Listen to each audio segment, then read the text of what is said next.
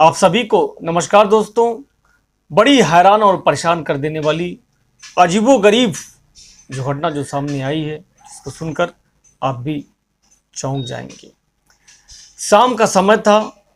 मेरठ की गलियों में हल्की सी ठंडक और एक बेचैन दिल के भीतर उड़ता तूफान उज्जवल गार्डन कॉलोनी का रहने वाला नसीर सिर झुकाए एसएसपी ऑफिस के बाहर खड़ा था। हाथ में एक तस्वीर थी उसकी बीवी की और आंखों में सिर्फ एक सवाल था कि आखिर में मेरी गलती क्या थी। उसके चेहरे पर बड़ी ही मासूमियत झलक रही थी और एक दिल में एक अलग सा दर्द उठा हुआ था। करीब 3 महीने पहले नसीर की शादी हुई थी। परिवार ने बड़ी खुशी से रिश्ता तय किया था। निकाह बड़े सलीके से रिश्तेदारों की मौजूदगी में हुआ था। पूरे मोहल्ले में शादी की चर्चा थी कि सीधी सादी बहू आई है और घर की इज्जत को संभालेगी और घर की इज्जत को बढ़ाएगी। शादी की पहली रात नसीर के दिल में हजारों ख्वाब सजे हुए थे। उसने सोचा था अब जिंदगी संवर जाएगी और सब कुछ हंसी खुशी से बीतने लगेगा। लेकिन अगली सुबह जैसे किसी तूफान ने दस्तक दे दी। उसकी बीवी जो जैनब कमरे में बैठी थी, उसने धीरे से कहा कि एक बात मैं आपसे कहना चाहती हूं, आप बुरा मत मानिएगा। जैसी ये बात नसीर की बीवी कहती है, जैनब नसीर मुस्कुराते हुए कहते हैं कि नहीं, बताइए क्या बात है, मैं भी सुनना चाहता हूं। उसने कहा मुस्कुराते हुए कि बिल्कुल बोलिए, आपको जो कहना है। उन्होंने कहा कि आप नाराज मत होइएगा, आपकी जो दाढ़ी है यह मुझे पसंद नहीं है। पता नहीं क्यों तुम्हें देखकर अजीब सा लगता है। एक दिन मैं तुमको छोड़कर कहीं चली जाऊंगी। जैसे ही इस बात को नसीर सुनता है वह चौंक जाता है, लेकिन वह इस बात को दिल पर नहीं लेता है। वह हंसते हुए बोला, अरे ये तो मजाक है ना, आप तो मजाक कर रही हो ना। जैनब मुस्कुराती है, लेकिन उसकी आंखों में कोई मजाक नहीं था, वह एक हकीकत था। वह एक अजीब सी ठंडक थी, एक इरादा जिसे नसीर पढ़ नहीं सका। नसीर बातों को समझ नहीं सका, उसके दिलों को समझ नहीं सका। दिन बीतते गए, लेकिन जो नई शादी में प्यार बढ़ना चाहिए, सिर्फ ताने उगते जाते हैं और फिर एक दूसरे पर व्यंग शुरू हो जाता है कि तुम्हें देखकर तो मन ही खराब हो जाता है, क्यों नहीं तुम दाढ़ी को सेव करा लेते, कम से कम इंसान तो तुम लगोगे।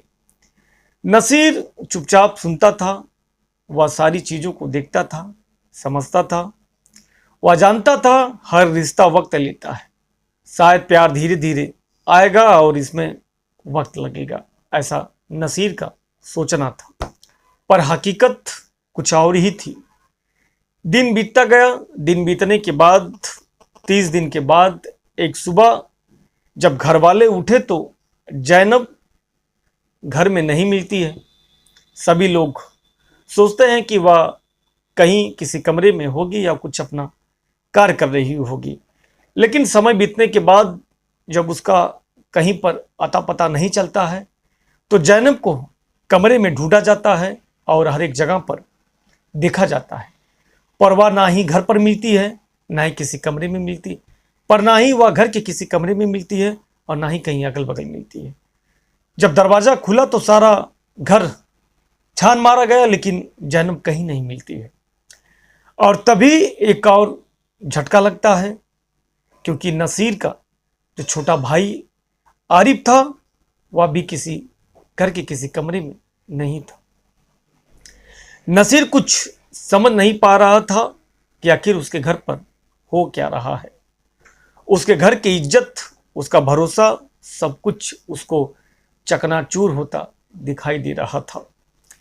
उसने रिश्तेदारों से पूछा, कॉल की और सोशल मीडिया पर खंगाला, लेकिन 3 महीनों तक वह सिर्फ एक नाम ढूंढता रहा, यानी अपनी बीवी को ढूंढता रहा, जैनब को ढूंढता रहा, मगर कोई सुराग नहीं मिलता है।